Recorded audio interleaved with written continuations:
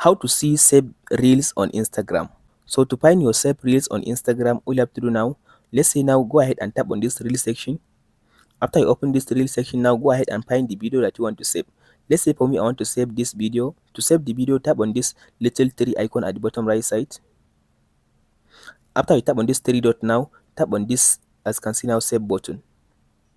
So now I save this video. So now if I want to see the video that I save, all I have to do now, I'll just go ahead and tap on this section. As now, tap on your profile at the bottom right side, your profile. After you open up your profile like this now, tap on this menu at the top right side. Now scroll all the way to down and tap on this save button. After you tap on this save section, as you can see now tap on this, as you can see, tap on this all post.